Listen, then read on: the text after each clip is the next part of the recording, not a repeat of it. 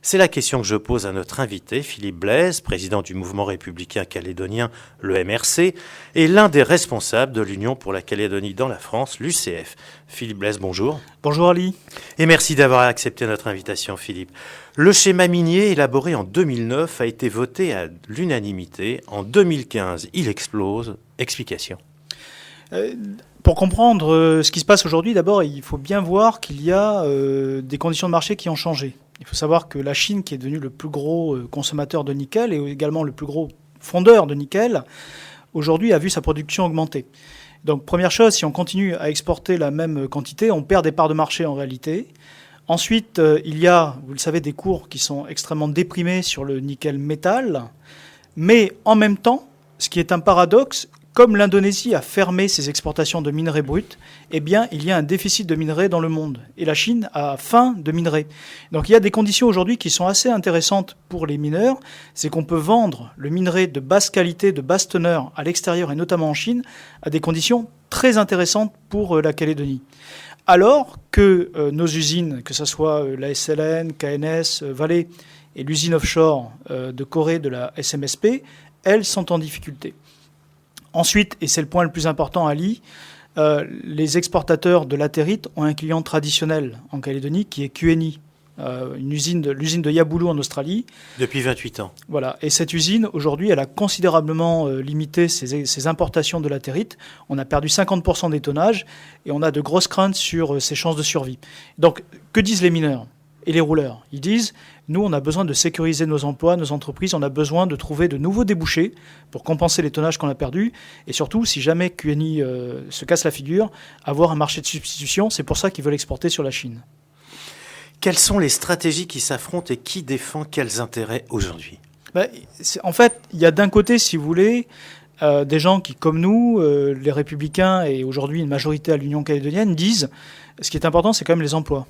Il y a des gens qui sont venus manifester, qui ont peur pour leur avenir, qui voient une baisse d'activité et qui veulent préserver leur outil de production et leurs emplois. Et de l'autre côté, on a des gens qui s'arc-boutent, qui sont très rigides. Vous avez le Palika avec sa doctrine nickel et Calédonie ensemble, qui fait la politique du Palika, qui disent « niet, pas question ». Position dogmatique, interdiction d'exporter sur la Chine, sauf pour le projet que la SMSP, André Dang, a avec Jinchuan. Donc nous, on considère que ce n'est pas acceptable. C'est-à-dire qu'on ne peut pas interdire à des entreprises qui fonctionnent, qui donnent des emplois, qui payent de l'impôt en Calédonie, d'exporter de façon ponctuelle pour un tonnage, une teneur et un temps limité, alors qu'en face, tout ce qu'on a à leur opposer, c'est une doctrine. Et je voudrais aller plus loin. Quand on parle de la doctrine nickel, Ali, il y a deux choses. Il y a l'usine du Nord, qui est une très bonne chose pour la Calédonie, parce qu'on a fait une usine avec des emplois qualifiés, avec des investissements. Vous étiez pour? Moi, j'ai toujours été pour l'usine du Nord. Je trouve que c'est un bon projet. C'est un projet ambitieux qui coûte très cher. On va dépasser les 7 milliards de dollars. On peut même arriver à 9 milliards de dollars. Si on répare tous les fours, soit 900 milliards, c'est colossal. Mais en tout cas, les emplois, la valeur ajoutée, elle est ici en Calédonie. Les impôts, plus tard, seront payés ici en Calédonie. Et puis, il y a cette fameuse usine offshore. Et là, je ne suis pas d'accord. L'usine offshore de Corée, on nous a vendu ça comme un projet mirifique qui allait générer des dividendes. La réalité, ce n'est pas ça du tout. Parce qu'aujourd'hui, avec les prix bas du nickel, eh bien, sachez que la mine, NMC, Nickel Mining Company, filiale de la SMSP, perd de l'argent. Elle a perdu à peu près 9 milliards ces 3 dernières années en exploitant le minerai qu'elle envoie à l'usine. Donc les bénéfices se font en Corée, l'emploi est créé en Corée, les impôts sont payés en Corée, et nous, ce qu'on rapatrie en Calédonie ne couvre pas les pertes que l'on a. Donc ce modèle offshore, aujourd'hui, aux conditions actuelles, il est perdant pour la Calédonie. Donc on ne peut pas arguer de ça et demander qu'on refasse la même chose en Chine pour s'opposer à ce que des entreprises qui marchent, qui donnent des emplois et qui payent des impôts se voient refuser des exportations pour une durée limitée sur la Chine. Est-ce qu'on peut parler de deux modèles économiques qui s'affrontent, un qui serait plus libéral que l'autre ? Alors, j'aime pas trop cette façon de dire les choses parce que moi, je ne considère pas défendre le modèle libéral ou ultralibéral contre un modèle public. Je considère que sans esprit partisan, sans dogme, on défend les emplois des Calédoniens, quels qu'ils soient. Parce que tout le monde dit ça, Philippe Blaise. Tout le monde parle de défendre les intérêts des mineurs. Tout le monde veut que la Nouvelle-Calédonie touche que l'argent en retour revienne bien sur le territoire. Oui, mais quand vous regardez, ça c'est le discours, mais quand vous regardez la réalité, moi je sais qu'il y a d'un côté des entreprises qui publient leurs comptes, qui payent de l'impôt en Calédonie. Je sais ce qu'elles font. Vous voyez, la SLN par exemple, je connais ses comptes parce qu'ils sont publiés sur Internet. Mais le groupe SMSP, il a fallu aller chercher les comptes de la NMC au registre du commerce pour découvrir qu'ils faisaient des pertes. Et qui connaît aujourd'hui les comptes de l'usine de Corée? Vous les connaissez, vous? Personne ne les connaît. Aucun des élus du Congrès de la Nouvelle-Calédonie ne les connaît. Il y a quand même un problème. On nous oppose une doctrine nickel qui est occulte, avec des retombées qu'on ne connaît pas. Et même au sein du monde indépendantiste, à l'Union calédonienne, on commence à se poser des questions. Est-ce que c'est un rêve ou une aberration d'envisager aujourd'hui un plan mine pays? Ce ne serait pas une question de bon sens, en fait? Alors, on a 3 usines, on a des petits mineurs. Est-ce qu'on ne pourrait pas avoir une stratégie pays? Ces grands principes, ils ont déjà été édictés dans le schéma minier de 2009, mais on peut empêcher, je dirais, les grandes erreurs, comme le fait de dilapider le patrimoine minier, mais après, on est dans une matière, l'économie, qui est une matière vivante. C'est-à-dire que si on n'a pas des opérateurs privés qui connaissent le marché, qui assument le risque industriel, qui amènent la compétence, on n'est pas opérant. Vous savez, par exemple, vous prenez la SLN. Demain, la SLN, vous la coupez du groupe Péramet. Vous en faites une usine pays qui n'a que ce marché-là. Elle n'a aucune chance de survie. Parce que tous les grands groupes industriels miniers du monde sont diversifiés, font plusieurs types de métaux pour justement surfer sur les variations des cours. Donc, on peut empêcher des erreurs stratégiques, mais il faut à un moment quand même faire confiance à l'initiative privée. Et je pense que l'intérêt des Calédoniens, c'est d'avoir un partenariat entre les intérêts de la Calédonie sous forme de participation minoritaire et de laisser à ceux qui connaissent le métier d'assumer les risques, d'amener les sommes colossales qu'il faut pour investir dans ces secteurs-là. Et là où on est gagnant, c'est quand on crée de l'emploi en Calédonie et quand on fait payer de l'impôt en Calédonie. C'est ça notre vraie richesse, notre vraie retombée. C'est pas d'être propriétaire des usines. Si vous êtes propriétaire d'une usine qui perd de l'argent, ça n'a aucun sens. Retour, si vous le voulez bien, Philippe Blaise, sur l'actu d'aujourd'hui, et sans faire de jeu de mots bas de gamme, comment faire pour déminer ce dossier? Et autre question, quels sont ou quels seraient les scénarios de sortie de crise?